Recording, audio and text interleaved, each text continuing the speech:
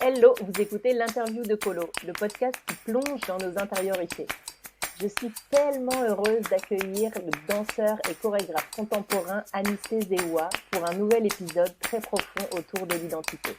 À travers son parcours, on comprend son combat pour embrasser pleinement le talent de danseur qui lui a été confié pour son passage sur Terre. On ne peut pas fuir ce pourquoi on est fait. Bonne écoute.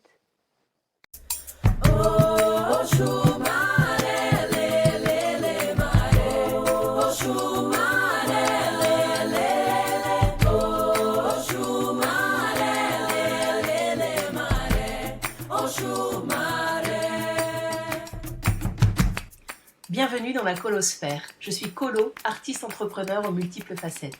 Chaque vendredi, dans l'interview de Colo, je vous propose une plongée thématique avec ou sans invité, dans nos vies intérieures, dans notre puissance et notre vulnérabilité, dans toutes les nuances qui font de nous des êtres humains. Si vous appréciez ce rendez-vous, partagez-le à vos proches, écrivez-moi en commentaire et pour soutenir le podcast, mettez une super note pleine d'étoiles. Et bonjour Anissé, aujourd'hui on est ravis de t'accueillir dans l'interview de Colo. Comment ça va? Ouais, ça va super bien chez moi. Ça va super bien, bien réveillé et voilà. Je, je, je suis aussi animé de pouvoir participer à cette interview. Voilà, et très heureux en tout cas de répondre à cet appel. Eh ben, en tout cas, moi je suis vraiment honorée. Pour vous situer, chères auditrices, chers auditeurs, Anissé Zeoua, c'est le danseur que j'ai invité dans le clip de mon premier morceau qui s'appelle Contrôle d'identité, que vous pourrez retrouver sur les réseaux. Et pour moi, quand j'ai vraiment réfléchi à ce clip et à comment j'aimerais le construire, ça a été une évidence de faire appel à Anissé par rapport aux différentes connexions qu'on a au regard de l'identité et à la recherche artistique qu'on a, qui est assez proche en termes de thématiques. Donc, c'est vraiment un grand honneur d'avoir Anissé et de pouvoir entendre ton parcours. Est-ce que tu veux nous partager ton parcours qui t'a amené à devenir du coup danseur professionnel et à être Bon, dans la danse, quoi? ok. Bon, déjà, je me représente, je suis Anissé Zewa, danseur, chorégraphe contemporain. Et voilà, je dirais en un seul mot que la danse et moi formons une seule personne. Voilà, mais voilà, pour que on soit une seule personne, il y a eu vraiment assez de combats entre elle et moi. Voilà, dès le bas âge, parce que j'étais carrément envahi par le milieu artistique à la base depuis l'enfance. Parce que ce sont les premières choses qui m'ont attiré à aimer un peu la beauté du monde. Voilà, j'avais les mains qui aimaient dessiner, les mains qui aimaient essayer de faire des sculptures avec du sable et le corps qui adorait en tout cas bouger sur tout ce qui est son, tout ce qui est musique. Voilà, mais en plein début de mon enfance, j'étais plus attiré à devenir un footballeur. Voilà, le football, pourquoi? Parce que j'avais la photo de mon père qui était dans notre salon et qui était en train de jouer au foot. Et ça me marquait beaucoup. Donc, comme on le dit, voilà, un enfant, il ne voit que comme bon exemple son père. Donc, du coup, en voyant cette photo, j'ai voulu aller dans cette direction. Et voilà, je m'efforçais à devenir en tout cas ce bon footballeur. Et donc, la danse, je ne l'ai pas vraiment prise comme ce don qui m'a été donné, voilà, depuis la base, voilà. Donc, ça a été vraiment un sujet de combat d'abord en moi, en mon intérieur, voilà. Mais les gens m'identifiaient vraiment beaucoup. Les gens m'approchaient beaucoup quand je dansais. Voilà, mais dans le quartier là où je suis, c'était en ce moment, entre guillemets, c'était le football qui était la chose la plus bien vue par nos parents, par les grands frères du quartier, voilà, tout ça. Et ce quartier, c'était où, du coup, tu peux me redire? Déjà, je suis de la ville d'Abidjan, précisément dans la commune d'Abobo, Ok, donc en Côte d'Ivoire. Ok. en Côte d'Ivoire. Voilà, donc la danse, c'était tout le temps quelque chose qui rôdait dans mon corps. Voilà, quand il y a un peu de son, je dégageais cette énergie simplement pour m'amuser. Et aussi, c'est parce que j'avais du mal à mon enfance de partager beaucoup avec mes amis, parce que j'avais du mal à parler en ce moment. Je bégayais assez. Donc, du coup, un être qui n'arrive pas à former une phrase, déjà, il se renferme. Donc, du coup, la seule chose là où je pouvais communiquer pendant longtemps, c'était la danse. Mais je ne la considérais pas vraiment, voilà, moi je la faisais parce que soit quelqu'un m'a énervé, que je me sentais trop triste, quand il y a une musique, je vais là pour dégager un peu cette colère. Quand je suis en joie, que je veux l'exprimer, je pars là pour danser. Donc, je peux être à la maison et pendant une bonne période et je sors pour aller devant des discothèques, là où il y avait des musiques qui résonnaient et je vais là pour danser, pour dégager. Mais la danse n'était pas vraiment toujours pour moi ce qu'il fallait pour pouvoir affronter ce monde. Donc, après plusieurs années et que j'ai commencé à approcher l'âge d'adolescent, et c'est à partir de là que les vraies décisions doivent être prises pour moi. Je me suis retrouvé dans un établissement où on donnait quand même la chance aux élèves de pouvoir créer des chorégraphies pour la balle de fin d'année. Et moi, toujours enfermé parce que j'avais toujours du mal à m'exprimer. Voilà. Étant en classe, il y avait un instituteur qui s'occupait de cette discipline-là, qui est rentré dans notre classe et qui a demandé s'il y avait des élèves qui étaient engagés à, à participer, voilà, à cet événement pour monter la chorégraphie. Et il y avait quelques-uns de mes amis dans la classe, certains qui m'avaient déjà vu danser. Et il y en a d'autres qui ont levé la main, mais moi, je n'ai pas levé la main du tout. Et il y en a un qui s'est levé à sa place et qui est venu, qui m'a levé la main. Et du coup, le maire dit, mais il n'a pas levé la main, pourquoi tu insistes? Il dit, mais monsieur, moi, je l'ai déjà vu danser, il est très fort. Bon, ça m'a fait rire, mais je pense que c'est à partir de là que, voilà, beaucoup de choses ont commencé à sonner. Voilà, parce que je me suis vu aimé par cet instituteur et par ses amis qui étaient aux alentours, qui ne me faisaient pas savoir que voilà, ils m'aimaient à cause de parce que je dansais, je savais vraiment dégager cette énergie-là. Et donc à partir de là, je vais à l'école. Au fait, cet engagement-là m'a poussé à aimer encore plus mes études parce que je voyais qu'il fallait que voilà, j'ai un défi. Je suis avec des amis qui sont des bons bosseurs. Moi, je suis bon danseur pour lesquels eux, ils mènent. Et il faudrait que je sois aussi bon bosseur comme eux. Donc, et le tic est arrivé quand j'ai eu à rater mon examen parce que j'étais en classe de CM2. J'ai eu à rater mon examen et ces amis avec qui j'étais dans la classe, ils ont été tous admis. Et à partir de là, j'ai été vraiment choqué. Je voulais plus m'approcher de la danse parce que je me suis accusé que c'est parce que j'ai commencé à trop montrer que voilà, j'ai ça en moi que j'ai pas eu vraiment cette chance de me concentrer pour mes études. Et comme on le dit, voilà, quelque chose qui est en toi, tu ne peux pas la fuir. Donc pendant un moment, voilà, j'ai commencé à insister à ce que je sois un élève brillant et j'ai été Donc atteint là, d'une maladie. tu as délaissé, en fait, comme en fait, on t'annonce que tu dois redoubler ton CM2, tu te dis, ben, il faut que je délaisse la danse et que je me remette à fond dans les études, c'est ça? Exactement. Voilà, donc du coup, durant cette période là où j'ai commencé à me concentrer sur mes études, dans les bouquins, essayer de mieux me donner une belle performance pour mes études, je me suis retrouvé accidentellement malade et cette maladie m'a carrément cloué au sol parce que j'avais plus la lucidité de mes membres. Voilà, j'avais tout mon corps qui était carrément, je vais dire, à moitié mort.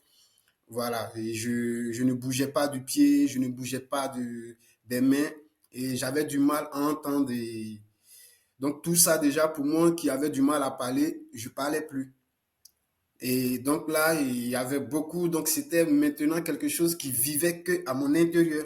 Assez de questions, voilà. Et j'ai eu un tic simplement parce que je voyais les autres marcher. Je voyais d'autres, simplement les voir marcher, j'ai envie de marcher. Mais je me disais, mais hier tu marchais. Tu marchais et tu avais ce que tout le monde enviait, qui est la danse. Mais tu as refoulé cette danse-là comme si elle n'était... Et me trouvant dans cette position, dans le lit de l'hôpital, je, je, je me suis dit simplement une seule chose, que si la vie me redonnait euh, le pouvoir de pouvoir remarcher, de pouvoir reprendre contrôle sur mon corps, je danserai toute ma vie. Voilà. Et le simple fait de dire je danserai toute ma vie, ça a pris vraiment de l'impact sur le reste, sur le courant du reste de ma vie, parce que j'ai eu quand même cette chance de retrouver la lucidité de mon corps. Et mais je suis sorti quand même de cet hôpital-là avec l'oreille qui n'entendait plus. Mais Voilà. donc là, en gros, tu es dans une maladie ou tu es dans une situation où tu es paralysé, quoi. Oui, Tu es bloqué sur le lit, tu oui, plus oui. l'usage de tes membres, tu plus l'usage de l'ouïe, t'as plus... Bon, la parole, tu l'as, mais tu étais déjà renfermé avec tes bégaiements. Et donc là, concrètement, tu te dis, si la vie m'envoie un signe et si j'arrive à remarcher, je danserai toute ma vie. Oui, Et, exactement. et, et donc, c'est... Qu'est-ce qui se passe à ce moment-là, en fait?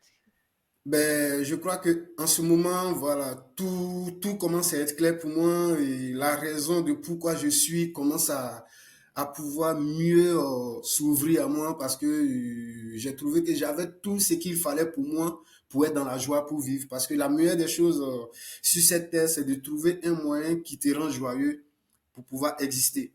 Donc du coup, voilà, je ne me trouvais plus en train de forcer pour avoir des gros diplômes, pour, voilà. Et je voyais tout ça maintenant noir de, bon, quand tu penses avoir des diplômes, tu penses directement avoir des costumes, te présenter comme, voilà. Et tout ça, je ne voyais vraiment pas moi. Je ne voyais pas ça vraiment de moi, je ne m'identifiais pas vraiment à ça.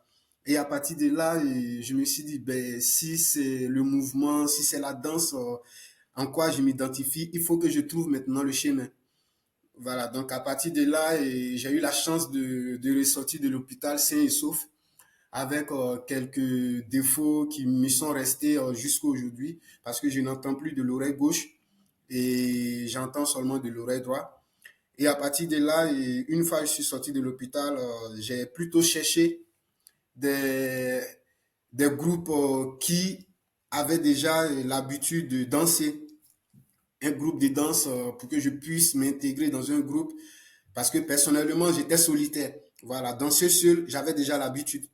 Voilà, et je me disais pour être dans ce domaine-là, il faut quand même avoir la performance des autres et créer un entourage aussi fort pour pouvoir connaître mieux le chemin.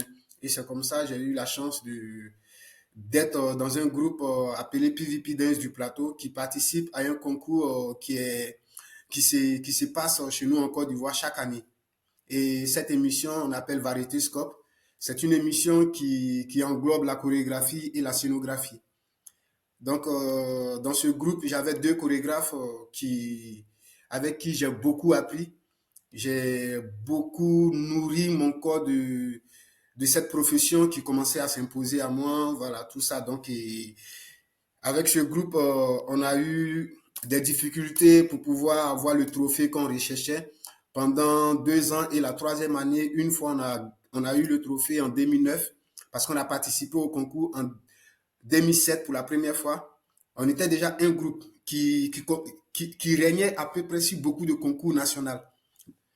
Et euh, Variété Scope, c'est une émission qui est télévisée et elle avait complètement disparu du radar de la télévision parce qu'il y a eu une crise qui l'a carrément mis en pause. Crise Et politique? oui, une crise politique qui l'a mis en pause en 2002. Et elle a repris à partir de 2007. Donc 2007, c'était le renouvellement de cette émission-là. Donc on a commencé à partir de là, nous. Et voilà, on a été une belle image de cette émission parce qu'on était un groupe vraiment charismatique. On avait ce qu'il fallait pour pouvoir redonner une belle image à cette émission-là.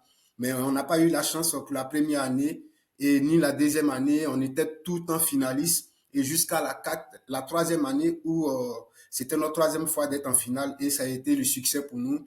On a remporté, voilà. Et après ça, je me suis dit, j'ai eu la formation que je voulais. Voilà, j'ai eu la formation que je voulais et maintenant, qu'est-ce que je fais de tout ce que j'ai eu? Et je me suis dit, il faut que je me trouve une direction professionnelle maintenant. Voilà, Mm. parce Mais que parce que, excuse-moi, je te coupe, mais si on revient, donc en fait, concrètement, tu es à l'hôpital paralysé, et après, tu te dis, bah, si j'ai un signe de la vie, je danserai toute ma vie. Donc on voit qu'après, bah, c'est ce qui s'est passé. T'as trouvé ce groupe que tu considères comme ta formation initiale pour t'ouvrir justement à l'extérieur. Mais concrètement, qu'est-ce qui se passe pour que tu passes? T'es un miraculé en fait, pour que tu passes de la paralysie de tous tes membres dans cette maladie où le médecin te dit non là c'est pas possible, vous allez pas pouvoir bouger, etc. À d'un seul coup te retrouver debout et pouvoir rebouger. Qu'est-ce qui se passe à ce moment-là? bon, déjà là, je dirais que voilà, c'est comme tu l'as dit, c'est un miraculeux. Et même le médecin qui m'a diagnostiqué, il m'a carrément dit que c'est un miracle de me retrouver là, que lui, il est en train de me regarder, je suis debout, que c'est un miracle. Voilà, que en majorité, les personnes qui viennent avec cette maladie-là ressortent de ce lieu soit paralysées complètement, soit avec une folie, ou soit ils sont morts. Et donc là, moi, une fois, il me l'a dit, j'ai entendu ça, j'ai dit, waouh, c'est que j'ai quelque chose que je, j'ai pas encore maîtrisé. Il faut que j'arrive à la maîtriser. Et c'est à partir de là, la danse, c'était la seule chose pour moi d'atteindre un peu sur tête là.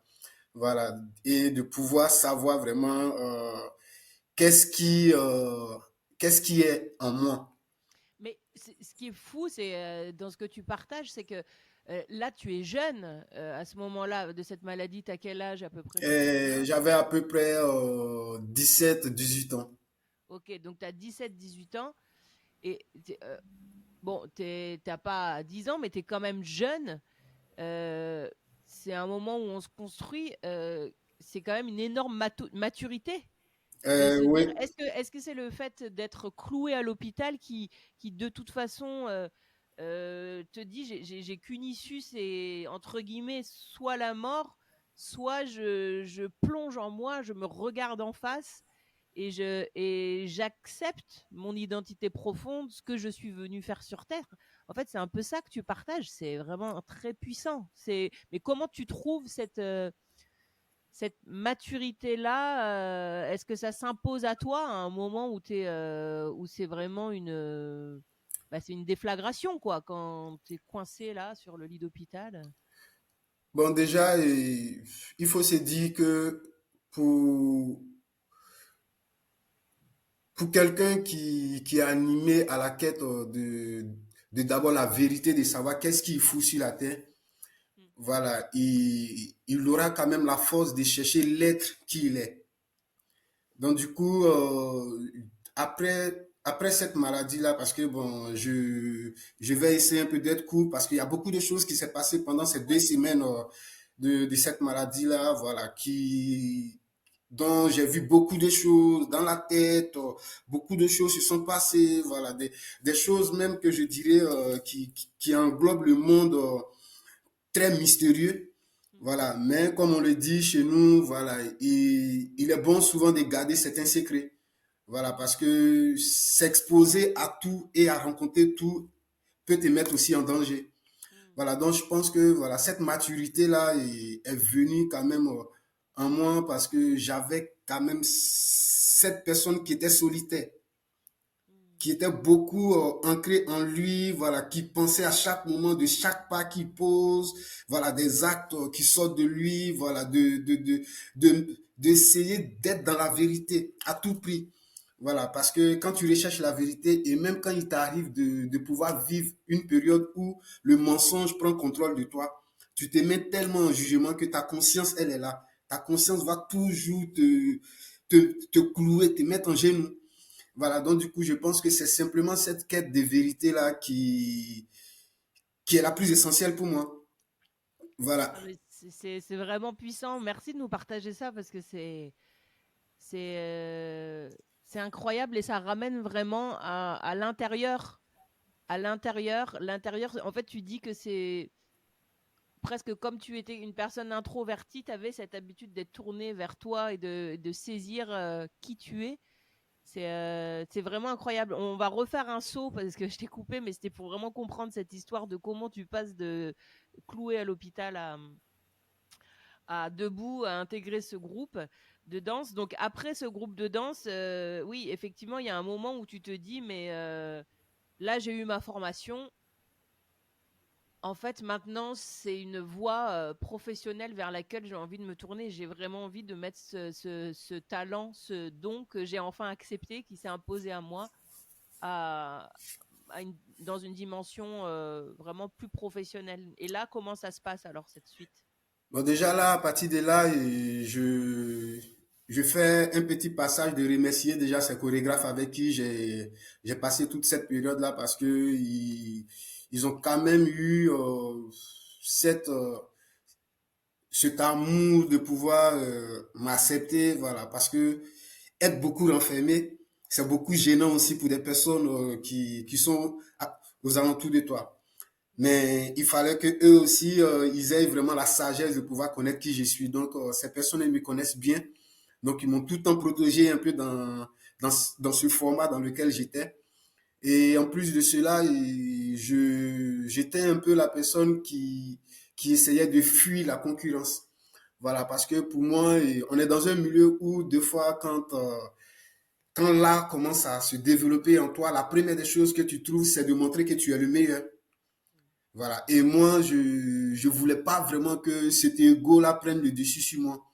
Voilà. Tout ce que je voulais, c'est d'être meilleur que moi-même.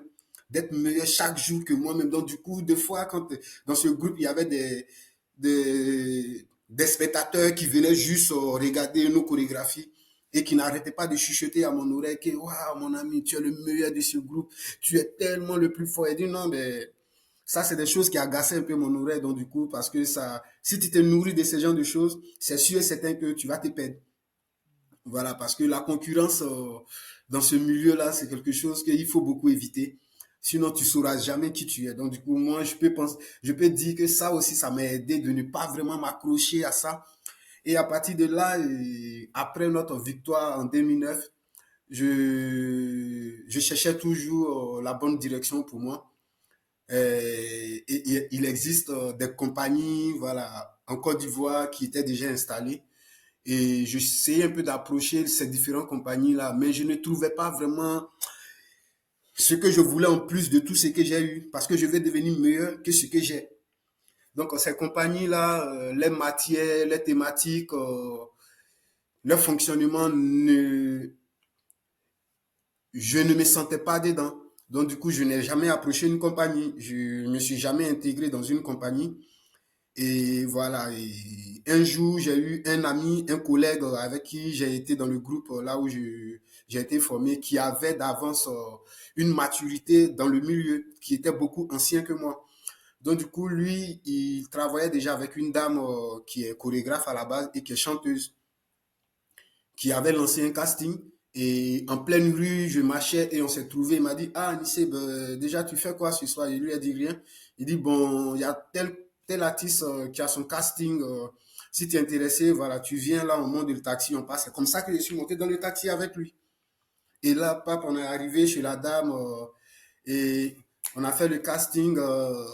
La dame, elle est descendue, elle est venue regarder les danseurs qui étaient présents. Elle a fait sa sélection et c'est là j'ai fait partie du groupe de la chanteuse. Son nom, c'est Kandé Kanté, une artiste très puissante qui dégage vraiment une chorégraphie de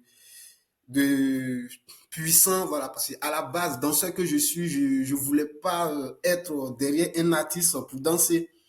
Voilà, mais cette personne-là déjà me nourrissait encore plus du danseur que je suis. Donc j'avais cette joie de partager la chorégraphie derrière cette, cet artiste-là. Parce Voilà. qu'elle était Et chanteuse et danseuse, et très oui, bonne oui, danseuse aussi, oui, quoi. Ouais, oui. c'est ça, Elle est chanteuse et danseuse parce que voilà, elle est formée aussi d'une compagnie de danse qui était la plus puissante en ce moment en Côte d'Ivoire, qui est le groupe le Côté Bas. Voilà. Et elles avaient un groupe, on les appelait les Go des Côté Bas. Voilà. Des femmes qui sont vraiment présentes et très puissantes. Et c'est comme ça que la chorégraphie derrière ces dames-là m'a encore nourri, m'a encore éveillé, m'a encore donné confiance de pourquoi j'avais accepté la danse. Voilà. Et suite à cela, de 2009 jusqu'à 2010, on était vraiment toujours dans ces jagots avec elle. Et la crise est arrivée en Côte d'Ivoire. Une crise post-électorale qui a vraiment mis un coup de pied sur la nation. Et voilà, de cette crise-là, je me suis retrouvé au village parce que voilà, il y avait eu vraiment des choses atroces dans la Côte d'Ivoire. Et surtout à Abidjan, voilà, là où tu sortais de la maison, tu voyais des corps qui étaient couchés, voilà, des choses comme ça. Donc, je ne pouvais pas supporter. Je suis allé au village pour me poser. Et j'ai fait 3 mois au village, 3 mois dans la réflexion, 3 mois en train de réfléchir, en train de penser à ce que je veux devenir, à ce que je vais faire, voilà, parce que passer ces moments les plus intéressants dans le milieu dans lequel tu te sens avec quelqu'un, et puis tout d'un coup, il y a un break. Bon, tu prends un coup. Donc, du coup, je ne savais plus où partir. Je me posais des questions si je devais continuer à danser. Et le même ami qui m'avait invité à venir faire le casting chez la dame s'est souvenu comme ça de moi, lui étant à Abidjan. Et un jour, moi, j'ai pris mon téléphone, j'ai appelé. Et il m'a dit, ah, mais Anissé, mais tu es où? Je lui ai dit, je suis au village. Il dit, ah, mais tu fais quoi au village? Il dit, ah, bon, avec cette situation-là, bon, je suis venu me poser un peu. Il dit, non, faut faire, tu vas venir. Ah, allez là, il y a beaucoup de mouvements à Abidjan ici, on s'est rejeté dedans. Voilà, j'aimerais aussi lui dire merci. Voilà, son nom, c'est Ange Badier. Voilà, et je suis rentré à Abidjan. Quand je suis rentré, voilà, et je suis allé le voir, il m'a dit non, j'aimerais que on forme notre groupe parce que lui et moi et les amis avec qui on allait former ce groupe-là, on faisait tous partie du groupe là où j'ai dit j'ai eu ma formation Oui, le voilà, qui PVP, je est sais plus comment. Le PVP Dance du plateau. PVP Dance, voilà. Voilà, qui avait comme chorégraphe Taki, Laurent et Hmm. Zamblé Olivier. Et voilà, c'est comme ça que je suis revenu à Abidjan et avec cet ami-là, on a composé tous nos amis qui étaient là, on a mis un groupe en place et c'est là que mes activités contemporaines vont commencer. Parce qu'on a commencé nous-mêmes, bon, lui qui était déjà mature que nous, il avait quand même connu des compagnies internationaux. Et c'est comme ça qu'on a commencé à se nourrir de toutes les matières qu'on avait chacun d'entre nous. Voilà, et puis, C'est aussi là que tu te poses la question, tu te dis, mais en fait, si je veux continuer dans la danse, il faut que je sache pourquoi je danse. ben, C'est à ce exactement, moment-là aussi, ouais. exactement, voilà. Et il fallait que je sache pourquoi je danse, qu'est-ce qu'elle représente pour moi, voilà, parce que à mon intérieur, je suis très investi dans la spiritualité. Mm. Voilà, je suis très investi dans la spiritualité et le simple fait d'être investi dans la spiritualité ne me permet pas d'être en tout lieu et dans tout. Voilà, donc du coup, je voulais surtout pas me tromper de ce que je fais. Mm. Voilà, parce que même danser, il y a cette signification du mouvement exécuté par le corps. Voilà, qu'est-ce qui t'anime dans ton intérieur pour que tu puisses vraiment bouger. Voilà, et dans ma quête de spiritualité, voilà, il est dit dans certaines paroles puissantes que l'adoration est quelque chose qui plaît à Dieu Mm. et la louange est quelque chose dans lequel Dieu se sent. Mm. Mais quand on parle d'adoration, de louange, là, on donne place à la parole qui s'élève vers Dieu, qui, voilà. mais on ne donne pas de place à la danse. Oh, pourtant, cette même parole-là dit que te mettre en train de danser, danser, danser pour louer ton Dieu, c'est encore une présence très, très, très, très puissante. Voilà, parce que de là, rien ne se cache en toi. Voilà, donc là, il fallait que je sache vraiment pourquoi je danse. Et donc, avec ces amis-là, on a pu monter ce groupe au commencement qui était appelé Yefimois. Et on était au nombre de 13. Il y avait des concours qui s'installaient à nouveau dans la Côte d'Ivoire. Et on a eu la première fois de participer au premier concours de Bactel qui s'est installé. Et on a été les vainqueurs de ce concours. Et après qu'on a été vainqueur de ce concours, il y a eu quand même des petits chuchements d'histoire entre amis. Et moi, je me suis retiré parce que voilà, je voulais pas vraiment. Et dans cette même période, il y a eu la crise la plus violente de ma vie, c'est que je devenais père et je perdais aussi un père. Parce que j'ai eu mon fils le 21 mars 2013 et j'ai perdu mon père le 1er avril 2013. Donc, du coup, toute cette période-là, ça m'a encore j'étais dans ma pensée parce que j'avais toujours cette période-là où il y avait ces séquences de pause, réflexion, je me relance, pause, réflexion. Donc, pour cette fois-ci, j'étais là et j'ai dit, waouh, la seule personne qui est, au fait, un être humain, quand il est sur Terre, voilà, il peut tout perdre en confiance, mais quand il sait qu'il a un être qui est derrière lui, qui est son père, renaît encore un peu cette confiance-là. Mais là, je tournais, je ne voyais plus un être que j'appelais papa. Voilà, je le voyais tout seul dans la terre, enfermé avec le sable. Et là, je me dis, waouh, c'est fini pour toi. Et C'est toi, fini tu pour toi. deviens en plus, tu deviens papa. Et là, je C'est-à-dire deviens que papa. t'as plus le père vers qui te tourner et c'est vers toi qu'on se tourne. Oui, Et donc du tu coup, prends voilà, les responsabilités. il y a, voilà, ce,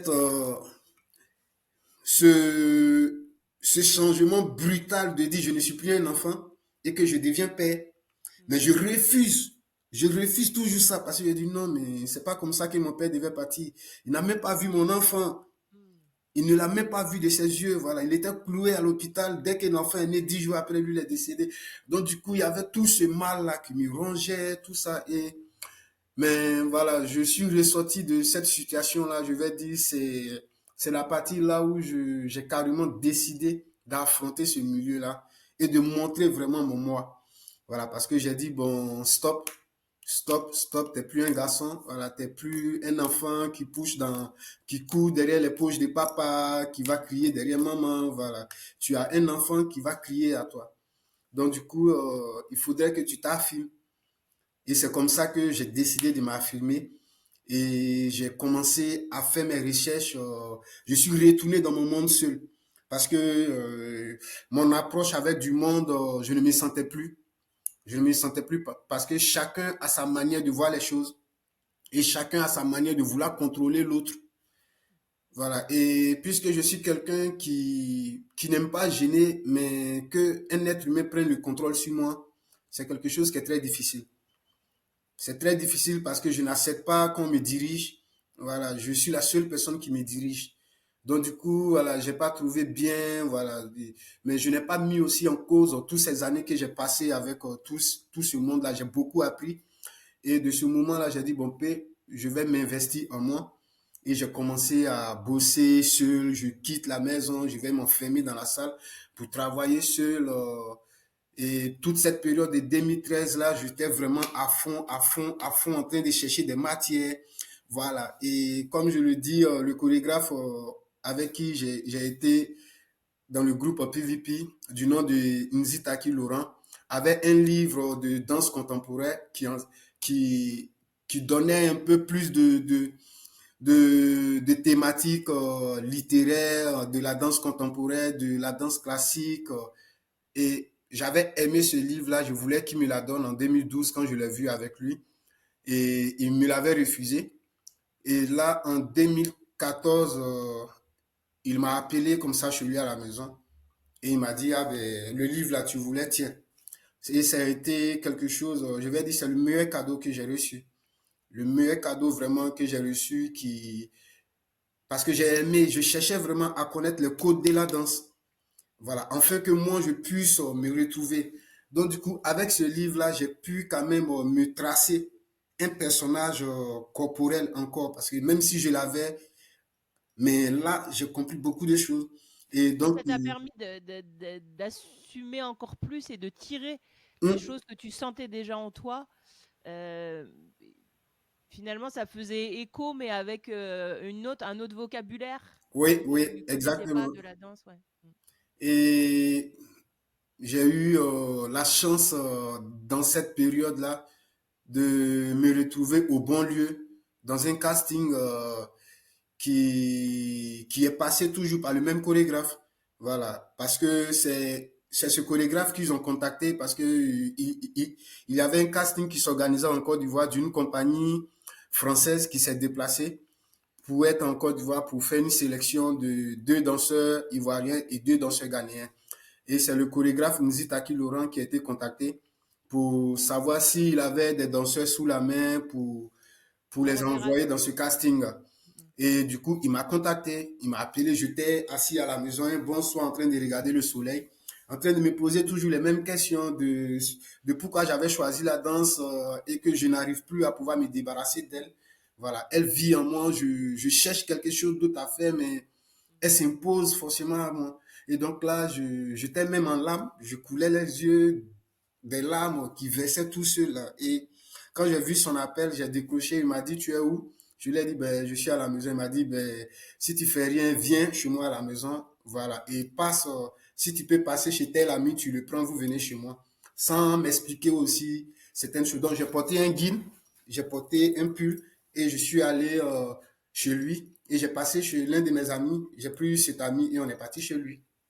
Arrivé là-bas, il nous a donné l'information qu'il a été contacté par un chorégraphe qui a son ami qui est venu faire un casting. Donc, du coup, lui, il ne pourra pas aller avec nous, mais il nous a donné le transport pour qu'on parte. Donc, du coup, on est parti sur les lieux et arrivé, je crois qu'il est parti avec nous en taxi. Et arrivé sur les lieux, il a constaté qu'on avait tous nos amis qui étaient présents sur scène.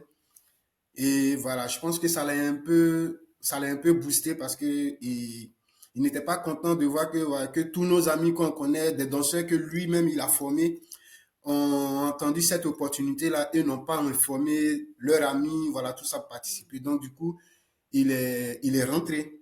Il est rentré. Nous, on ne savait pas qu'il était parti. Donc, nous, on est déjà sur les lieux. Et le chorégraphe en question nous a demandé qu'est-ce qu'on est venu faire. Donc, on a dit on était venu pour le casting.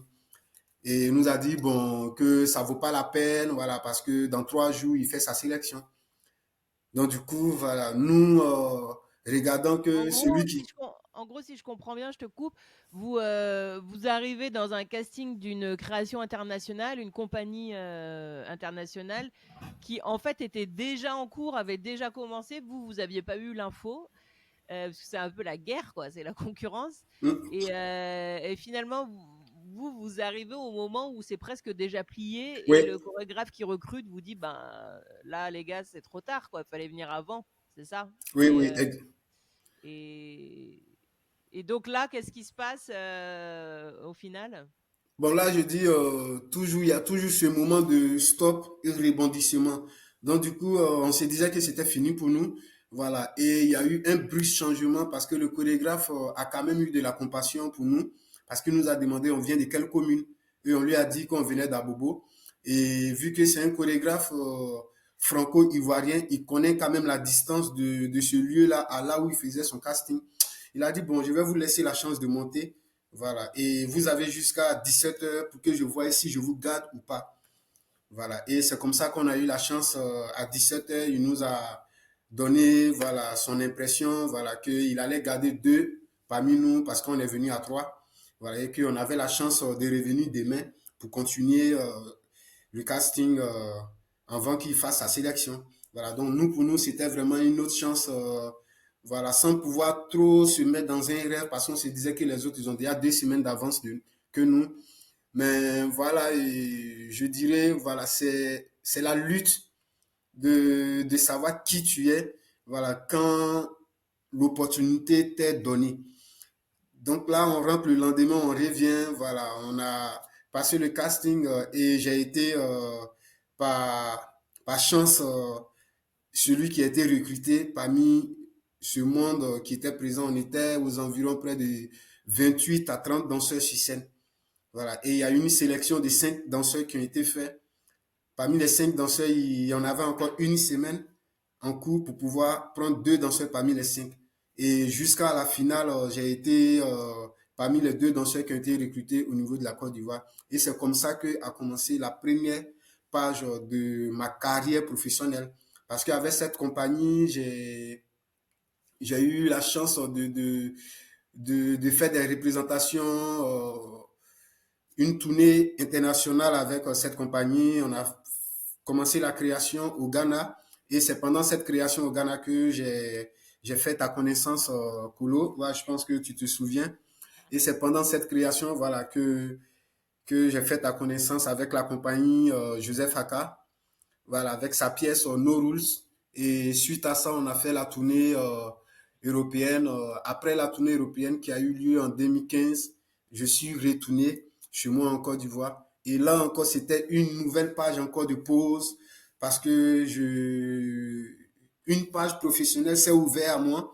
Et là, tout de suite, en moins de 1 mois après la tournée, je sentais qu'elle se refermait. Voilà, parce que c'est difficile de regagner ces images-là et ces opportunités-là en Côte d'Ivoire. Parce que tout s'est fait beaucoup en secret, tout s'est fait beaucoup avec affinité, d'amitié, voilà.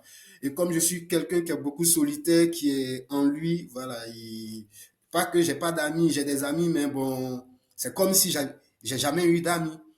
Voilà, c'est que je connaissais des personnes, mais j'ai pas vraiment d'amis, voilà. Donc du coup, ça m'a aussi créé un peu tous ces moments de stop là.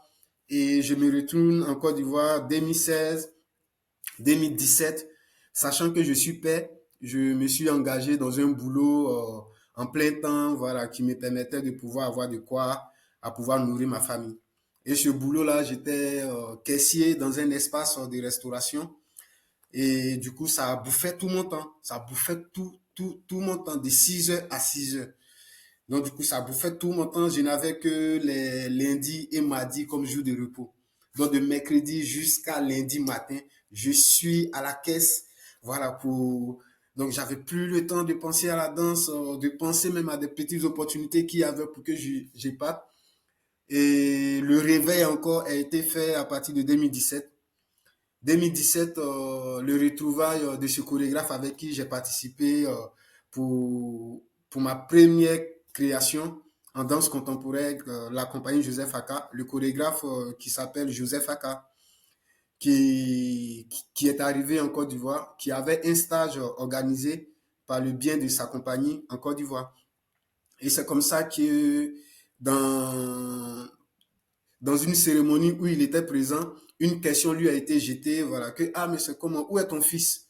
Et lui, il n'arrivait pas à faire référence. Il dit, mais attends, de quoi tu parles? Il dit, mais, ah, mais ton fils a Nice. Et il s'est juste souvenu de moi à partir de là.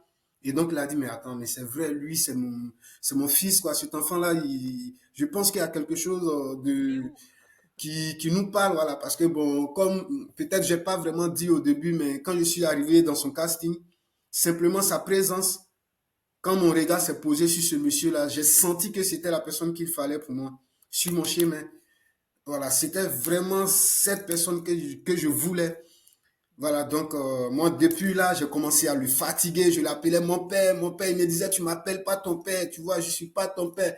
Mais en fin de compte, il a fini à adopter, voilà, ce que je disais de lui, qu'il était mon père, parce que même autre personne que moi disait, ah, mais et ton fils? Donc du coup, il m'appelle et il me dit, tu es où? J'ai dit, non, je suis au boulot. Il me dit, tu fais quoi comme boulot? J'ai dit, ben, je suis caissier dans un espace de restauration, là. Et lui, il m'a balancé un mot, il m'a dit, ben, tu es dans un lieu qui n'est pas ta place. C'est pas ton travail, ça. Et donc, on sent vraiment dans ton parcours, il y a toujours ça, quoi. C'est-à-dire qu'il y a des moments, il y a des grandes ouvertures, comme si tu acceptais, et comme si la danse arrivait à toi et toutes les circonstances extérieur aussi revenait, à un moment aussi où toi, dans ton intérieur, tu es ultra ouvert. Et puis après, il y a ces moments où ben, il y a la tendance à la refermeture, où du coup, on ne sait plus finalement si c'est l'extérieur qui teinte ton intérieur et qui fait refermer, ou si c'est le fait que toi tu te refermes qui fait que dehors il y a moins d'opportunités. C'est vraiment quelque chose de fort qu'on ressent, mais on ressent ce que tu as dit aussi depuis le début, c'est quand quelque chose est là pour toi, quand quelque chose est important pour toi et ton don est là où tu dois être, euh, tu peux pas le fuir d'une certaine manière. Et Ouais. donc là, si on, si on continue, en fait, finalement, Joseph, après, il te remet dans le. Joseph Aka te remet dans le circuit de la danse en te mettant en lien avec une collègue à lui, enfin, en tout cas, une chorégraphe dont il a entendu parler, qui fait un casting aussi, pareil, un peu international au Mali, c'est ça, et il t'aide à y aller. Bon, déjà, je dirais que voilà, il a connu aussi cette dame-là dans la même période. Et étant un chorégraphe bon comme lui, Joseph, il a carrément senti la présence de l'accompagnement de cette dame-là.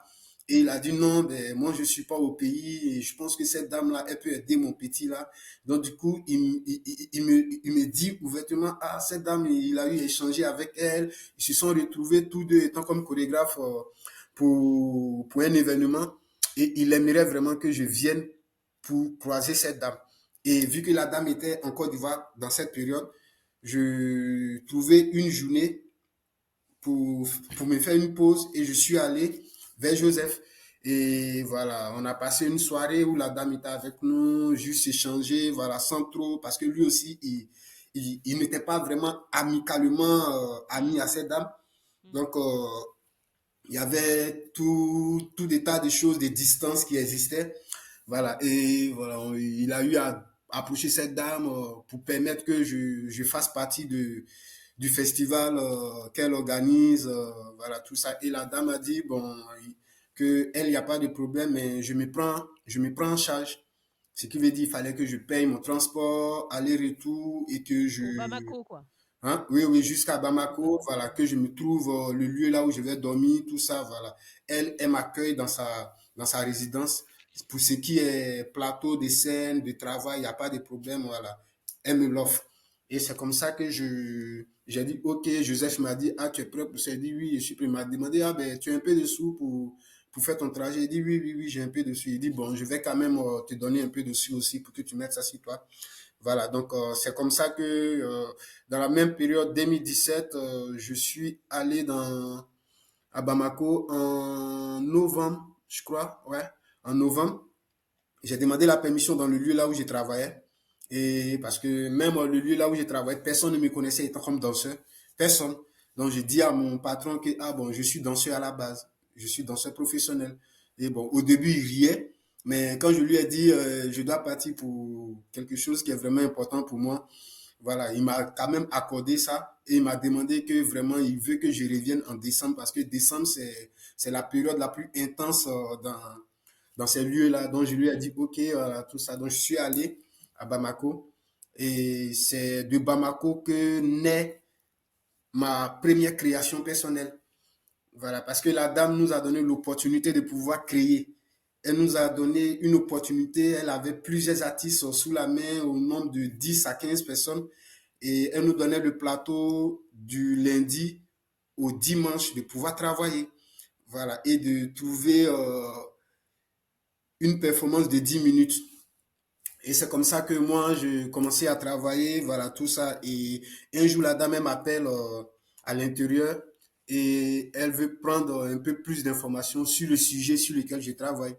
Et quand on a échangé, la dame et moi, sur le sujet sur quoi je travaille, la dame aussi m'a carrément jeté des paroles qui m'ont encouragé dans un but de pouvoir continuer, de ne jamais m'arrêter. Voilà. Et c'est comme ça que je me suis trouvé chanceux.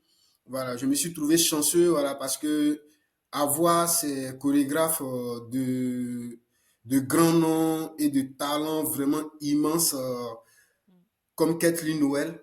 C'est pas du genre de chorégraphe qui a la, qui a du pain sur la langue. Non, non. Quand elle a quelque chose à te dire, elle te le dit. Voilà. Donc, du coup, elle m'a carrément donné des mots qui m'ont De la nourri. force, quoi. Ouais, tellement forte que ça m'a donné vraiment cette force-là. Et bon, je me suis nourri de ça et j'ai eu des performances le jour de son festival. Et ma performance a vraiment plu à cette dame. Ça a touché cette dame et elle a dit qu'elle aimerait collaborer avec moi. Voilà. Et là, je gagne encore. J'avais un père et là, je gagne une mère qui s'engage dans ce milieu avec moi, qui me dit, je t'accompagne. Voilà, on a trouvé les compromis pour qu'on soit vraiment d'accord pour tout. Voilà, tout ça. Et parce que le jour où j'ai fait ma présentation, la dame, sur sa page, elle a balancé sur sa page et ça a créé tout de suite une opportunité. Voilà, il y a un festival en Afrique du Sud qui l'a contacté pour dire, ah ben, cet artiste, il vient d'où? Elle a dit, non, c'est mon fils, ça c'est ma formation, tout. Donc, elle a parlé du bien de moi, voilà, tout ça. Donc, le festival en Afrique du Sud a tout de suite coché pour que je sois en Afrique du Sud. Et elle m'a appelé, elle m'a dit, ah ben, tu es pour qu'on travaille ensemble? Je lui ai dit, je suis pour. Et elle m'a dit, bon, voici ça, j'ai eu l'opportunité de ce festival-là qui veut que tu viennes présenter ta pièce Rêve sans fin. Mais là, ici, tu l'as présenté 10 minutes. Mais là-bas, c'est un festival un peu de grand, voilà. Donc, du coup, j'aimerais que tu parles de 10 minutes à 20 minutes. Je lui ai dit, OK, il n'y a pas de problème. Donc là, je finis là, je vais retourner en Côte d'Ivoire. Et la chose qui a changé un peu la donne, c'est que j'étais parti pour pouvoir payer, prendre tout ce qui est à mon compte personnel. Mais je suis revenu où tout m'a été rassuré par cette dame parce qu'elle était contente de mon travail. Elle m'a redonné le transport aller-retour que j'ai dépensé. Elle m'a dit que le lieu là où je dormais, il faudrait que je quitte là pour venir là où elle est. Voilà, elle m'hébergeait dans sa villa et bon, j'ai trouvé un peu déplacé de laisser la personne chez qui j'ai eu l'opportunité de passer ce moment. J'ai dit non, bon, comme lui m'a déjà donné l'ouverture de sa maison, j'aimerais terminer mon séjour là et que la prochaine fois, voilà. Donc, du coup, je suis ressorti de là avec encore quelque chose de plus. Et Mais c'est de là que a commencé le chemin de ma première création et en 2019, parce que c'était 2017, la première festival que j'ai fait là-bas pour la formation. Et en 2018, j'ai fait la performance chez Kathleen Noël, où mon projet a été balancé et l'Afrique du Sud a validé le projet. 2019, je devais aller jouer en Afrique du Sud en avril. Voilà, et voilà, j'ai été en avril avec Kathleen Noël, la chorégraphe, pour que je fasse ma présentation. La présentation s'est bien passée. Et suite à cette présentation aussi, j'ai eu un autre contact qui vient de chez moi en Côte d'Ivoire, qui est une chorégraphe aussi des grandes figures, voilà, qui m'a proposé qu'elle était en train de sélectionner des danseurs, qu'elle va donner leur nom à l'Institut français pour une formation au CND. Et que si j'étais partant pour cette formation. Et j'ai dit oui que j'étais partant. Voilà, et c'est comme ça que j'ai eu la chance de me retrouver encore en Europe en 2019 en France, quoi. Ouais. Donc là, ça a été en France, quoi. Mais on sent vraiment que c'est des questions de réseau que tu disais. Ben moi, en fait, c'est pas que j'ai pas d'amis, mais c'est que comme je suis introvertie, j'ai pas de réseau parce que je traîne pas avec tous les gens où les choses se font. Tu disais, c'est un peu secret. Mais finalement, moi, ce que je retiens, c'est que quelle que soit notre nature, tu vois, qu'on soit de nature introvertie ou de nature euh, quand on arrive à être connecté à nous-mêmes et à qui on est vraiment, et qu'on se redonne de la force, il y a des opportunités qui se créent et qui nous poussent, qui continuent à nous pousser. Et si on se rappelle de ce que tu as partagé au tout début, c'est tes amis presque à l'école qui disent mais lui là, c'est lui qui doit faire la chorégraphie. Donc il y a un endroit où je pense que quand on est pleinement qui on est dans ce qu'on doit être, même si on a des difficultés à l'assumer, même si on n'est pas dans le réseau, même si on n'habite pas la place qu'il faut habiter pour être vu.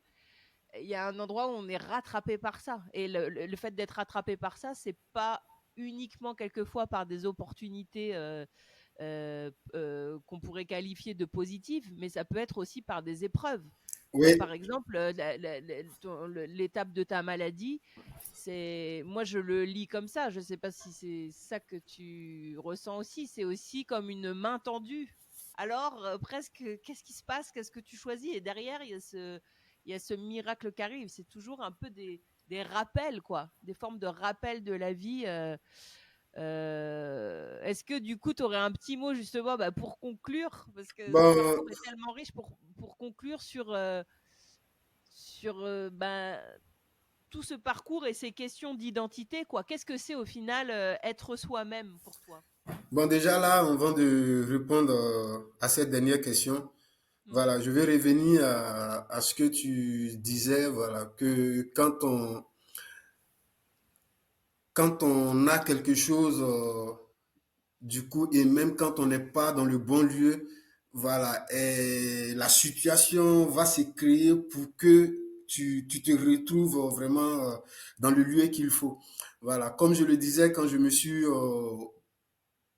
mis dans ce lieu où j'étais caissier restaurant, dans le restaurant, et il y a vraiment eu quelque chose qui m'a marqué là-bas parce que après mon retour du Mali, après tout ce qui était, j'étais dans ce lieu-là et une voix de l'intérieur me disait, quitte ici, quitte là.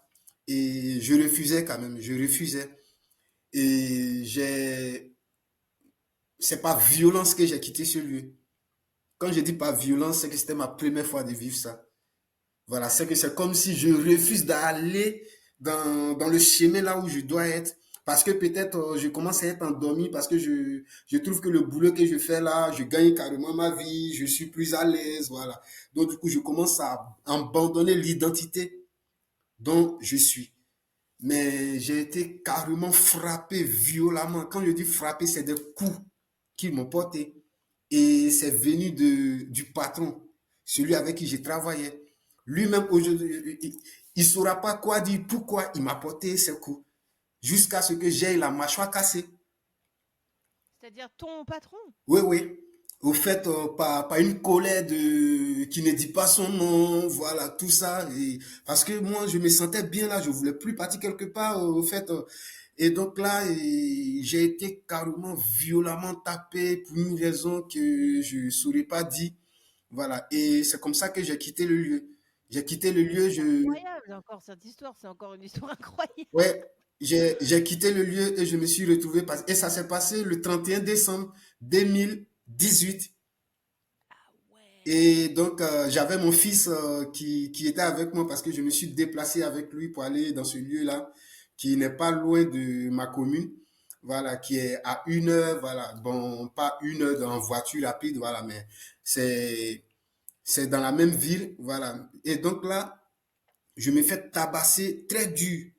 J'ai la mâchoire qui est carrément, le visage qui a complètement changé en une seule journée. Je suis assis le 31 là et je me dis, waouh, pourquoi moi? Mais attends, je vais mourir dans ce coin là. Attends, mais je ne connais pas la raison. Et le lendemain matin, le premier, je prends la main de mon fils et je dis, on retourne chez nous à la maison. Et c'est comme ça que je suis retourné. Et en 2019, je devais avoir, j'avais déjà un calendrier de représentation avec la compagnie Joseph Aka, avec qui j'ai fait la pièce No Mm. Rules pour le Massa à Abidjan. Donc, on avait les répétitions qui débutaient en février. Et moi, j'étais carrément couché. J'étais couché avec le visage tout enflé, avec 0 franc dans la poche parce que tout ce que j'avais comme argent a été même arraché par ce patron-là parce que voilà, il m'accusait d'avoir pris quelque chose de lui comme ça. Bon, je sais pas, voilà, mais bon, j'ai pas voulu mettre un peu les choses de ce côté-là. Moi, je l'ai mis directement dans une autre phase de quelque chose de très sombre veut m'arracher la vie. Donc Mm. du coup, je me suis retrouvé chez moi à la maison, en famille, et j'ai passé toute la période de janvier, avec une mâchoire cassée, le visage qui continue toujours d'essonfler. En janvier, février, la période là où je devais commencer à travailler avec la compagnie, quand la compagnie est arrivée, on a commencé les résidences pour la création, les répétitions, et le chorégraphe voyait mon visage quand même pas mal enflé et je n'avais aucun remède. Voilà, la douleur, il fallait que j'acceptais la douleur. Voilà, et je savais pas aussi que c'était une fracture. Parce que je suis même pas encore parti à l'hôpital. Quand je suis parti à l'hôpital, il faut de l'argent pour que je puisse. Tu n'avais pas d'argent, donc tu Oui, n'avais pas de oui, médicaments, rien. voilà. Donc Donc du coup, urgence, quoi. pendant ces répétitions-là, mes yeux tombent sur des termites, sur les maisons des guêpes là, Mm. que je récupère et je mets du citron et que je plate ça sur ma joue. Et ça a commencé à m'aider parce que ça me Anesthésie. libérait un peu de la douleur, voilà, tout ça. Et c'est comme ça que je travaillais pendant toute la journée avec la compagnie qui était présente à Abidjan. Et jusqu'à ce qu'on parte faire nos représentations pour le Massa. J'ai carrément affronté nos deux représentations qu'on devait faire pour le Massa.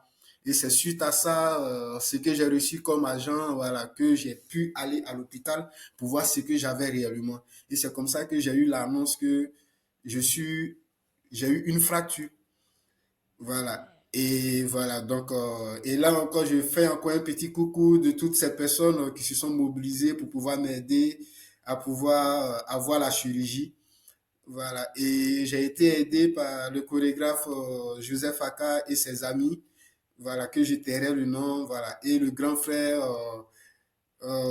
Richard, Kwasi Richard, voilà, qui se sont organisés, qui se sont mobilisés pour pouvoir trouver des fonds pour que je puisse avoir Ouais, j'avais pas du tout su ça. Oui, cette c'est... opération-là.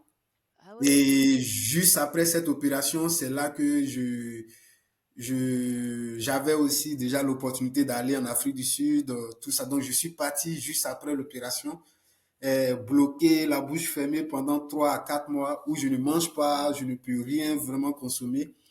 Voilà. Et c'est après ça que je me suis retrouvé en juin, parce que j'ai été en Afrique du Sud en avril. Et en juin, je me suis retrouvé au CND pour la formation et vu un peu tout ce que j'ai traversé, tout ce mal un peu dans ce beau pays qui est mon pays de naissance, j'avais vraiment du mal à accepter de me retourner.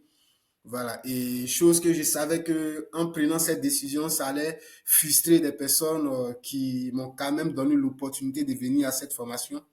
Voilà, parce que c'est une opportunité qui m'a été donnée et moi, je l'ai saisi pour pouvoir, je l'ai saisi personnellement pour que je puisse vraiment ne plus vivre ce que j'ai vécu.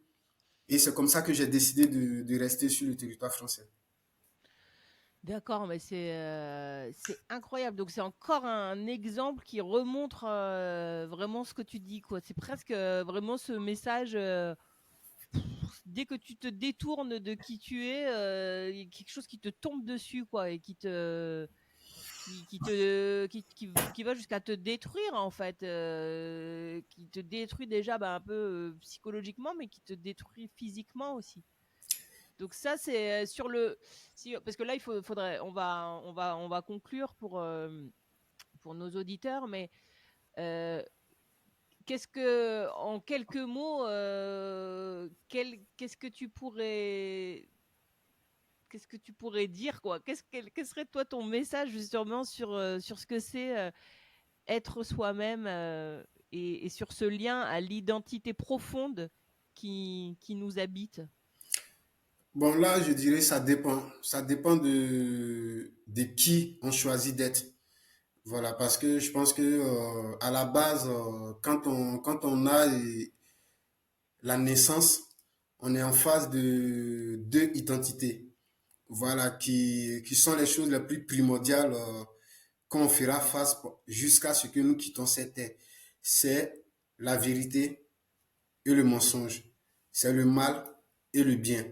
Donc, du coup, une fois tu t'identifies en quelqu'un qui doit marcher dans la vérité, qui doit être quelqu'un de bien, qui doit être quelqu'un de bon, à partir de là, c'est sûr et certain que tu dois lutter tu dois tout le temps être l'exemple de ce que tu juges, voilà, et avoir la force de... Cela ne veut pas dire que tu ne feras pas d'erreur. Voilà, l'erreur, elle est humaine.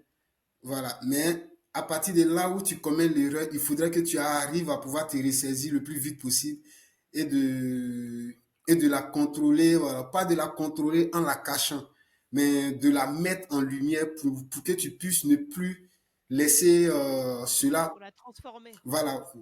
Bon, au fait, pour moi, tu vois, pour quelqu'un qui cherche la voie de la vérité, et quand il arrive qu'il a quand même posé un acte qui devient un grain de mensonge en lui, voilà, il faudrait que ce mensonge-là, il avoue ce mensonge-là pour que, voilà, elle soit à la lumière pour ne plus que, voilà, elle soit quelque chose, voilà. Parce que quand tu caches même un tout petit grain de quelque chose noir qui est en toi, il est impossible que ton être s'ouvre vraiment à toi.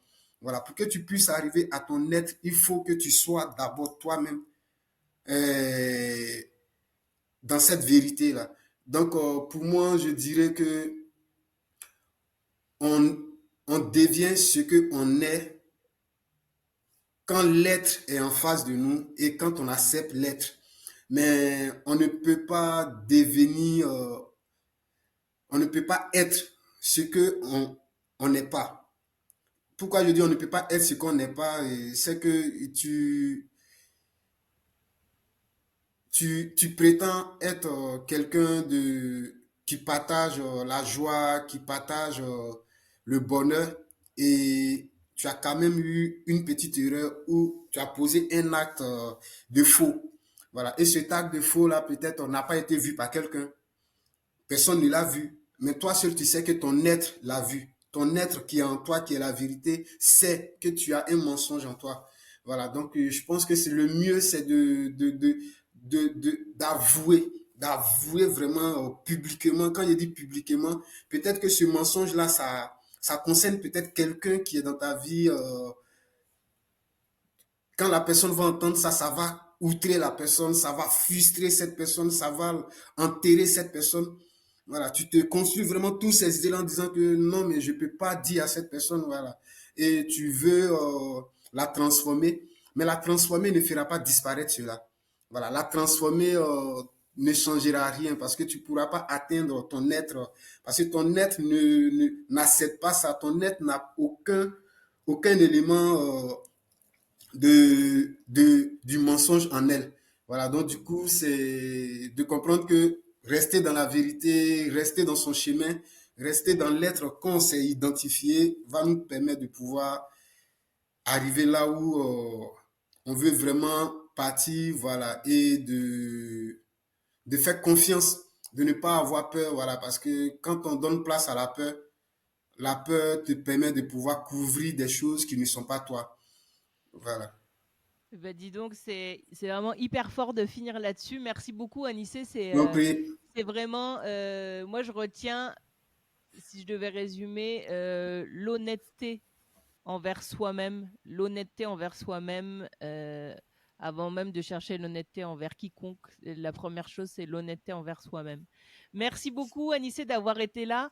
On n'a pas pu prendre plus de temps par rapport à tous tes projets, mais sachez que Anissé a une nouvelle création en cours qui s'appelle Hors de moi. On va mettre bien sûr tous ses réseaux sociaux et des liens vers son travail pour que vous puissiez aller découvrir dans la description de l'épisode.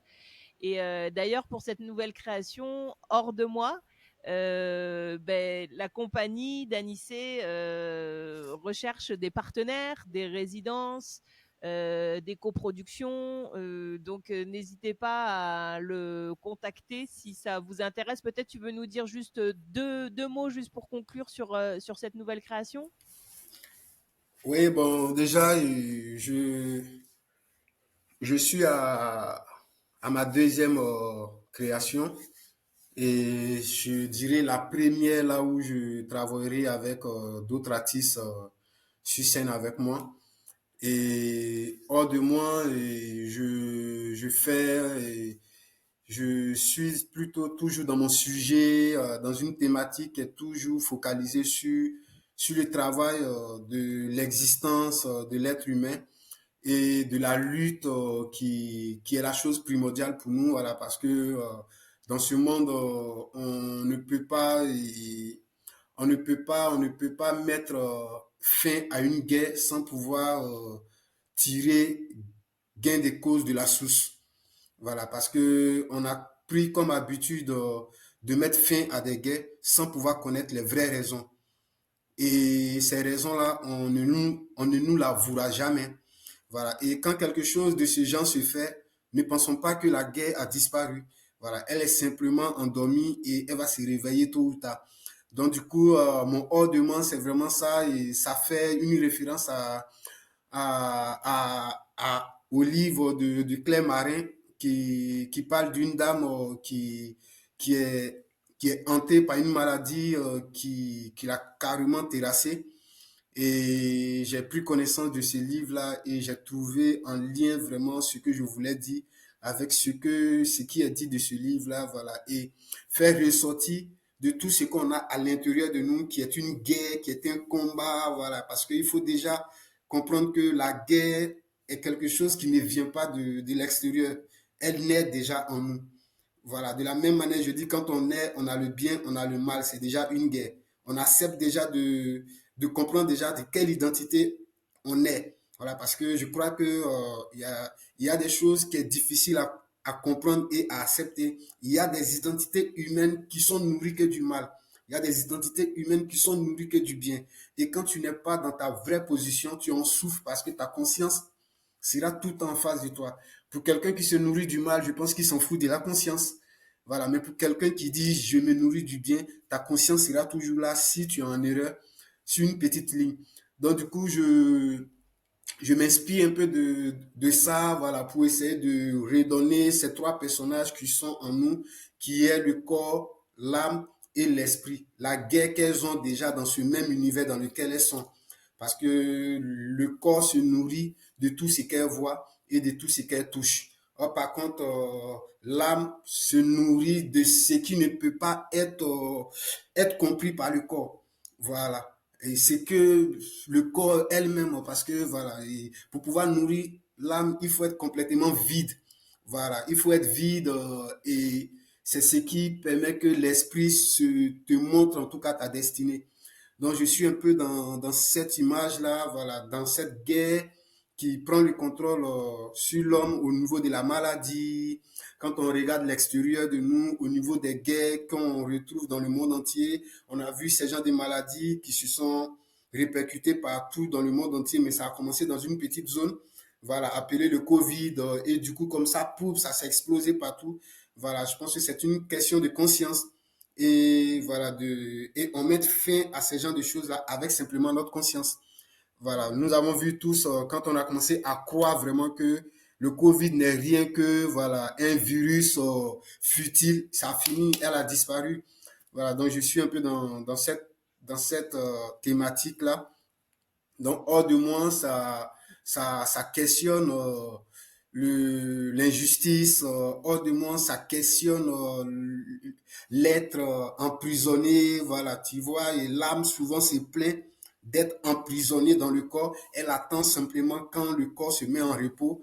Voilà, comme je l'ai dit, l'âme ne se repose pas. L'âme ne se repose pas, elle attend quand le corps se met en repos. Et même quand on dort, on a des songes, on a des visions. Donc l'âme est toujours dans son monde de vivant, elle n'a pas de repos. Donc vraiment essayer un peu de trouver tous ces genres de choses-là, voilà, qui est une Ouais. folie pour moi, mais dans En tout lequel cas, je on me a dis, on a hâte de découvrir ça sur scène, ouais, de découvrir cette nouvelle création sur scène. Merci beaucoup, Anissé.